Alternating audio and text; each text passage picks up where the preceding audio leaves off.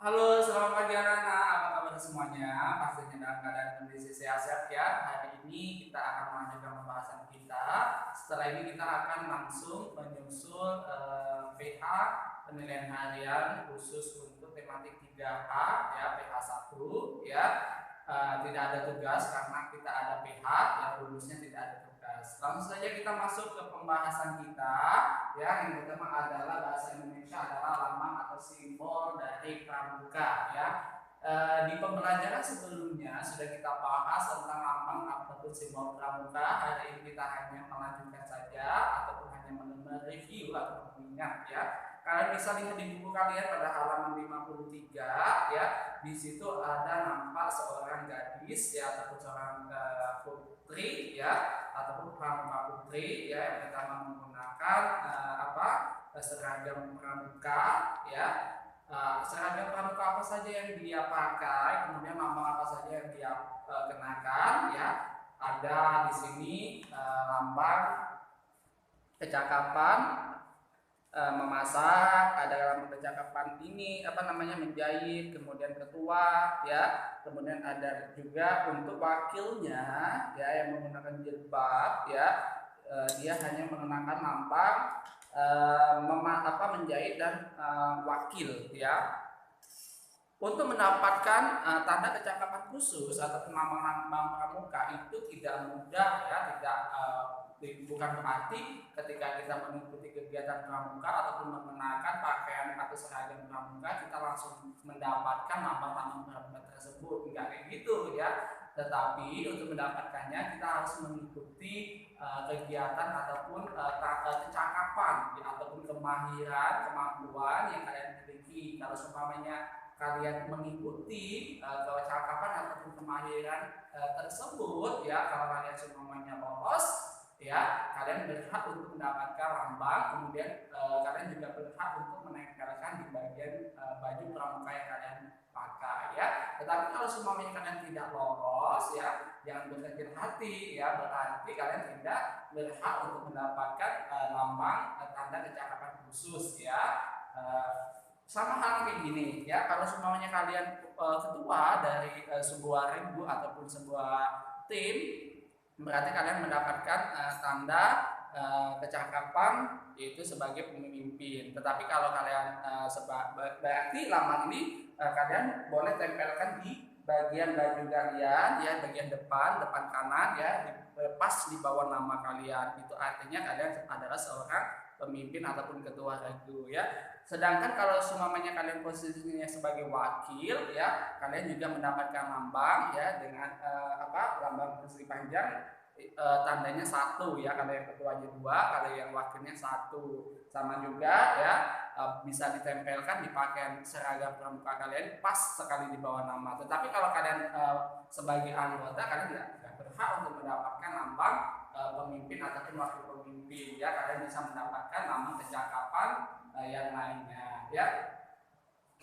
Kemudian selanjutnya kita lihat pada halaman 56, 58 dan 56 ya. Di situ ada beberapa kelompok ya anggota pramuka, mereka sedang bekerja sama ya untuk mendirikan kemah ataupun melakukan kegiatan yang berhubungan dengan kepramukaan ya. Di situ ada Deli ya sedang kawan-kawannya. Apa yang dilakukan Deli dengan kawan-kawannya? Deli sedang menyelesaikan tugas yaitu menjahit ya, ia mahir dalam menjahit. Nah, kemarin di pembelajaran di subtema sebelumnya kita belajar tentang menjahit ya, terutama di pelajaran SBDP ya, ada 3 teknik dalam menjahit yaitu tusuk peston, beluzur dan buzur ya. Ketika kalian sudah memiliki kemampuan ataupun kalian bisa dalam menjahit ya, kalian bisa tunjuk bakat kalian kepada pemimpin ataupun kepada kakak tingkat kalian ya. Kalau kalian memiliki kemampuan tersebut, nanti kalian akan mendapatkan sebuah penghargaan yaitu tanda kecakapan khusus ya, berupa lambang yang bisa ditempelkan di pakaian kalian. Itu artinya kalau kalian adalah jago dalam menjahit. Teacher, kalau saya jago dalam memasak bisa juga ya. Kalian bisa juga melaporkan ke ketua tingkat ataupun kepada pemimpin kalian ataupun seumpamanya ada kegiatan perlombaan, kalian juga bisa mengikuti. Kalau seumpamanya nanti kalian sukses ya sampai pemimpinnya tahu atau kakak tingkatnya tahu, kalian juga berhak untuk mendapatkan tanda kecakapan khusus yang berupa lambang memasak ya, dan berhak untuk ditempelkan di seragam pramuka kalian ya. Di sini ada TKK kemarin sudah kita bahas ya. Ada TKK, manakah gambar TKK yang dimiliki oleh Dewi ya, nanti kalian bisa cek ya, karena kemampuan Deli itu menjahit, jadi lambang TKK yang berhak Deli dapatkan adalah yang bagian tengah-tengah. Teacher, kalau semuanya saya jago masak, teacher berarti lambang TKK ya, tanda kecakapan khusus yang kalian berhak dapatkan adalah lambang yang nomor 2 dan seterusnya ya.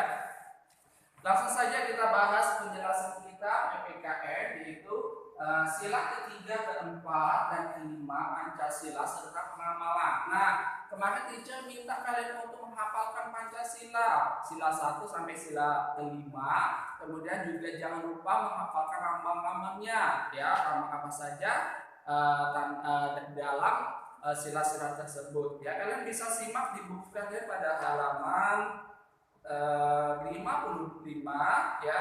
Di situ kalian bisa lihat gambarnya ya, ada sekelompok anggota pramuka ya, ataupun suatu tim anggota pramuka, mereka sedang melakukan suatu aktivitas. Aktivitas apa yang sedang mereka lakukan? Yaitu bekerja sama. Perhatikan ya, ketika kita ikut serta dalam kegiatan pramuka ya, secara langsung kita sudah mengikuti kerja sama ataupun gotong royong ya, karena yang namanya pramuka itu tidak lepas dengan yang namanya bekerja sama ataupun bergotong royong dalam sebuah regu ataupun tim ya. Jadi dalam semua kegiatan, baik itu memasak, menjaga tenda, membuat tenda, kemudian membersihkan tenda dan lain sebagainya, pasti dilakukan oleh beberapa anggota pramuka ya. Biasanya sudah ditentukan oleh ketuanya ya, kalian pikirnya regunya ini ya, biasanya terdiri dari 2 ataupun lebih anggota pramuka ya. Bekerja sama ya, itu merupakan pengamalan ya Pancasila, yaitu sila ketiga.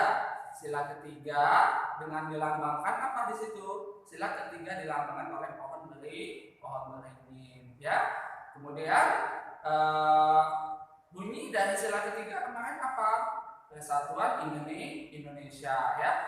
Maksud dari gotong royong ataupun bekerja sama, dengan adanya kegiatan gotong royong ataupun bekerja sama itu bisa meringankan pekerjaan dari masing-masing anggota pramuka ya. Selain itu juga bisa memangkas waktu ya, mempersingkat waktu.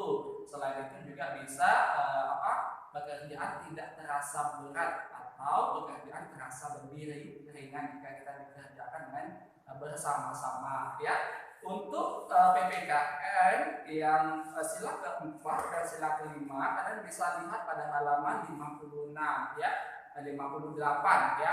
Kalau tadi pengamalan sila ketiga dari Pancasila adalah bergotong royong ataupun bekerja sama, untuk contoh dari pengamalan sila keempat dan sila kelima yaitu adalah salah satunya musyawarah ya.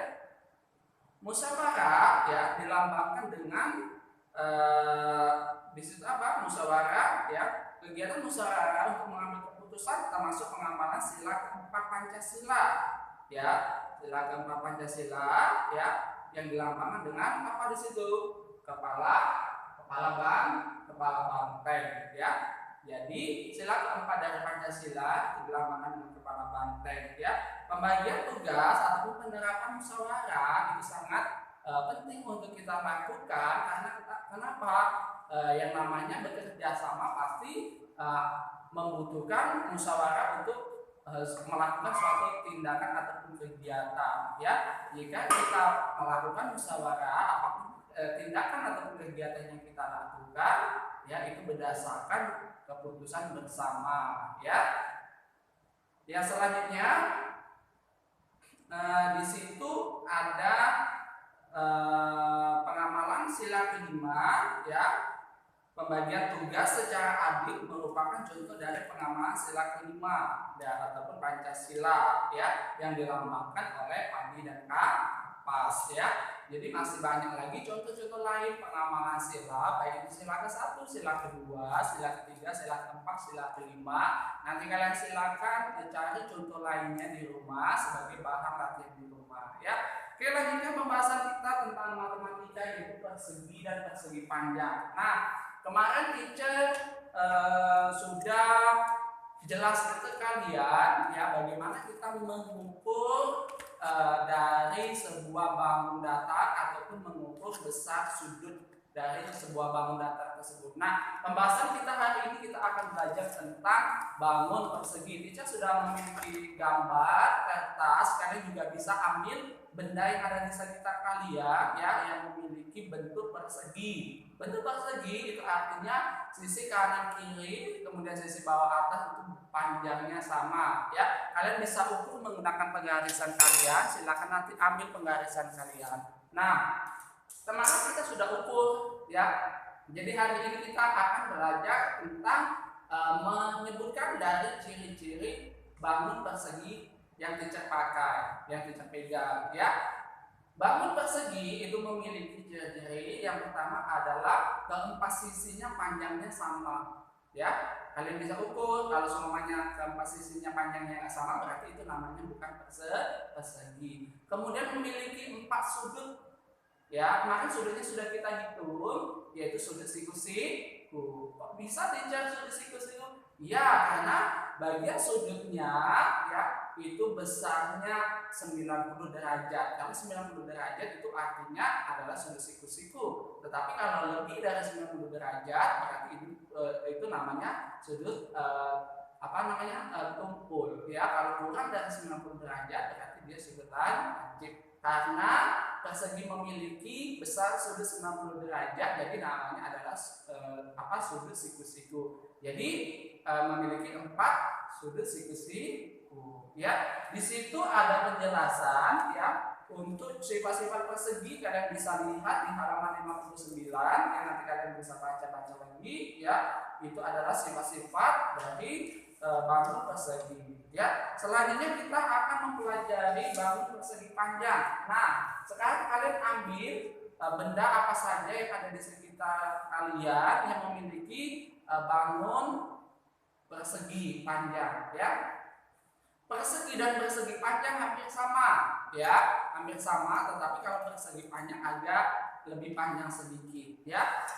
Ciri-ciri persegi panjang yang memiliki 2 sisi sama panjang dan memiliki 2 sisi lagi sama lebar. Kalian bisa lihat di halaman 40 ya. Kemudian memiliki 4 sisi ya, memiliki 4 sisi, sisi 1, sisi 2, sisi 3, sisi 4. Kedua sisinya itu sama panjang, sedangkan kedua sisinya juga sama lebar. Kemudian memiliki 4 sudut ya, sudut A, sudut B, sudut C, sudut D ya. Kemudian besar sudutnya sama kayak seperti persegi ya, yaitu 90 derajat. Nanti kalian bisa hitung ya, ada 90 derajat untuk masuk-masuk sudutnya ya. Sangat mudah untuk menghitung ataupun mengukur bangun-bangun yang ada di sekitar kita.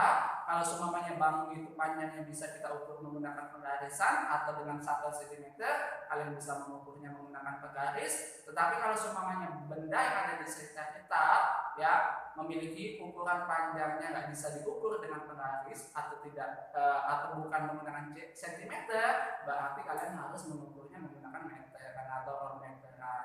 Oke, thank you so much ya, cukup jelas untuk penjelasan hari ini. Nanti kalau ada yang ingin ditanyakan langsung saja tanya ke WA teacher. Habis ini konsentrasi ke penilaian harian 1 tematik 3H ya. Teacher ucapkan sampai jumpa.